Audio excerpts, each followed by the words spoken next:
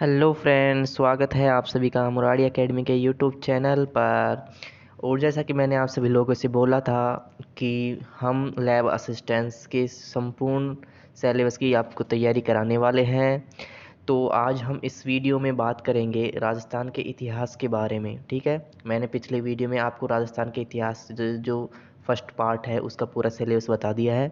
अगर वो वीडियो आपने नहीं देखा तो आप चैनल पेज पर जाकर वो वीडियो देख सकते हैं।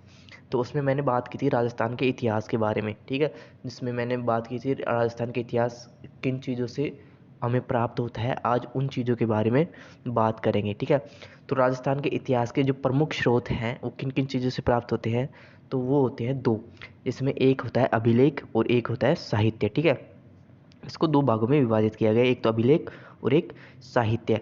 अब अभिलेख अभिलेख में भी जैसे तीन प्रकार से हम इन्हें प्राप्त कर सकते हैं अभिलेखों के द्वारा। इसमें अभिलेख के जो तीन पार्ट हैं वो शिलालेख हो गए, सिक्के हो गए और ताम्रपत्र। इन चीज़ों के माध्यम से हम राजस्थान का इतिहास प्राप्त कर सकते हैं।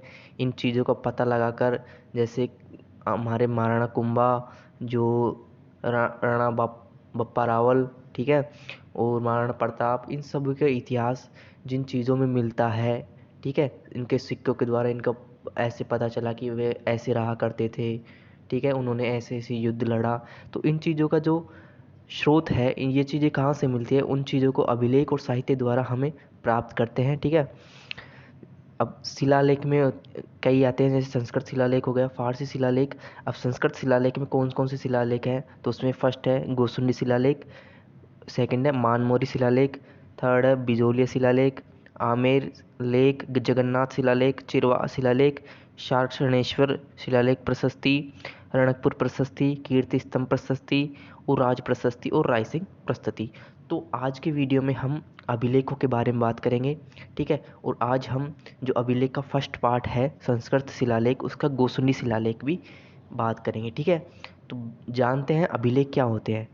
ठीक है, तो देखो अभिलेख क्या होते हैं। अभिलेख पत्थर अथवा धातु जैसी अपेक्षाकृत कठोर सतहों पर उत्कीर्ण किए गए पाठन सामग्री को कहते हैं। ठीक है, प्राचीन काल से इसका उपयोग हो रहा है। शासक इसके द्वारा अपने आदेशों को इस तरह उत्कीर्ण करवाते थे ताकि लोग इन्हें देख सके एवं पढ़ सके और पालन कर सके। आधुनिक युग में भी इसका उपयोग हो रहा है।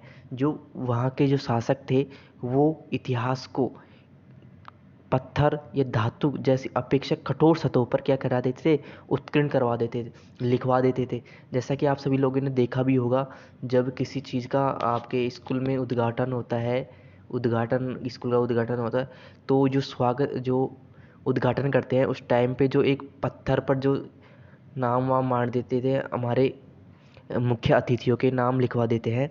तो इस प्रकार जो पहले के शासक हुआ करते थे वो पत्थरों पर और धातु जैसी कठोर वस्तुएं थी उन पर अपना इतिहास, अपने बारे में और वहाँ की आसपास की जानकारी के बारे में वहाँ पर लिखवा देते थे।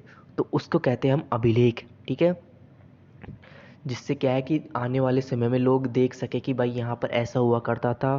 ठीक है, ये शासक रहे थे, इन्होंने ऐसे ऐसे युद्ध लड़े। ठीक है, इन चीज़ों के बारे में पता चल सके। ठीक है, तो हमारा जो फर्स्ट जो अभिलेख आता है इस प्रकार, वो आता है हमारा गोसुंडी शिलालेख। ठीक है, गोसुंडी शिलालेख के बारे में बात करें तो गोसुंडी शिलालेख राजस्थान के चित्तौड़ के पास प्राप्त शिलालेख है। गोसुंडी शिलालेख राजस्थान के चित्तौड़ के पास से प्राप्त हुआ शिलालेख है। चित्तौड़ में स्थित है ये गोसुंडी शिलालेख। इस लेख में प्रयुक्त की गई भाषा संस्कृत और लिपि ब्राह्मी है। तो ये किस भाषा में लिखा गया है, यह संस्कृत भाषा में लिखा गया है। और जो इसकी लिपि है वो कौन सी है, ब्राह्मी लिपि है। ठीक है, ये इम्पोर्टेंट है कि जो गोसुंडी शिलालेख है उसकी भाषा कौन सी है, तो उसकी भाषा है संस्कृत और जो उसकी लिपि है वो क्या है, ब्राह्मी। इस शिलालेख को सर्वप्रथम डॉक्टर देवदत्त रामकृष्ण भंडारकर ने पढ़ा था। ठीक है, इस जो अभिलेख है उसका जो प्रकाशन में सबसे पहले कौन लाए थे, डॉक्टर भंडारकर।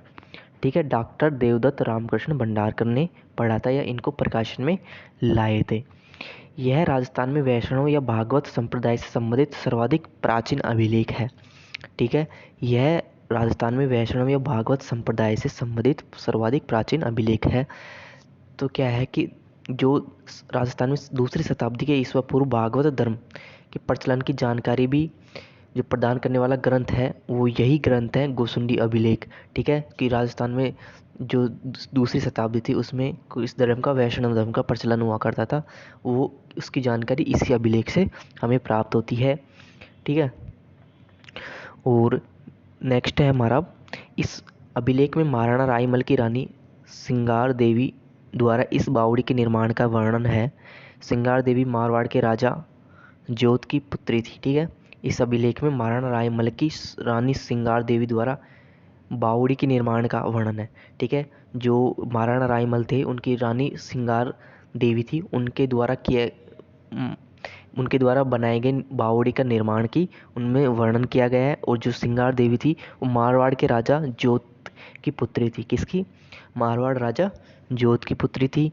ठीक है, अब इनमें और इम्पोर्टेंट मैं आपको बात बता दूँ तो जो गजवंशी शासक थे सर्वतात, उन्होंने विष्णु मंदिर का निर्माण करवाया था और 4 दीवारी बनवाई थी। विष्णु मंदिर के चारों ओर 4 दीवारी बनवाई थी और सर्वतात ने ही अश्वमेध यज्ञ का आयोजन किया था। और इसकी जानकारी हमें कहाँ से प्राप्त होती है? गोसुंडी अभिलेख से या शिलालेख से हमें इसकी जानकारी प्राप्त होती है। ठीक है, सर्वतात द्वारा अश्वमेध यज्ञ का आयोजन किया गया, ये इसकी जानकारी कहाँ से प्राप्त होती है? हमें गोसुंडी अभिलेख से। ठीक है, तो जैसा कि आप सभी ने देखा कि इस वीडियो में हमने बात करी गोसुंडी अभिलेख के बारे में। एक बार फिर से रिवीजन दिला देता हूँ। गोसुंडी शिलालेख राजस्थान के चित्तौड़ के पास में प्राप्त शिलालेख है, मतलब चित्तौड़गढ़ से प्राप्त होता है ये शिलालेख। इस शिलालेख में प्रयुक्त की गई भाषा कौन सी है इसकी? संस्कृत है। लिपि कौन सी है? ब्राह्मी है। वर्तमान में यह उदयपुर के संग्रहालय में स्थित है। इसमें नहीं लिख रखा, मैं बता रहा हूँ।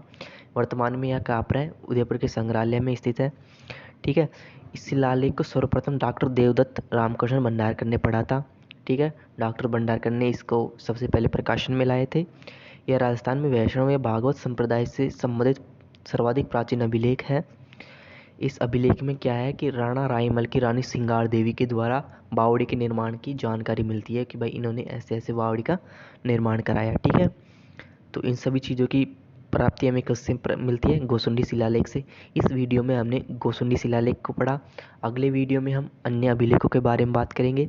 ठीक है, तब तक के लिए अपने नोट्स बनाएं प्रॉपरली। ठीक है, और वीडियो को लगातार देखते रहें। कंटिन्यू क्लास चलेगी हमारी, वीडियो पर वीडियो मैं अपलोड करता रहूँगा। एक ही दिन में लगभग 2 या 3 वीडियो अपलोड करूँगा। ठीक है, तो किसी प्रकार की टेंशन ना ले और चैनल को सब्सक्राइब कर दे अगर वीडियो अच्छा लगा हो तो। ठीक है, आप सभी को बहुत बहुत धन्यवाद हमारे वीडियो देखने के लिए। और इस वीडियो को ज़्यादा से ज़्यादा अपने फ्रेंड्स के साथ शेयर कर सकते हैं। लैब असिस्टेंट्स, राजस्थान पुलिस और एसआई सभी भर्तियों के लिए यह वीडियो उपलब्ध महत्वपूर्ण है। ठीक है, तो चैनल को सब्सक्राइब कर दे और बेल आइकन को ज़रूर दबा दे। Thank you so much guys.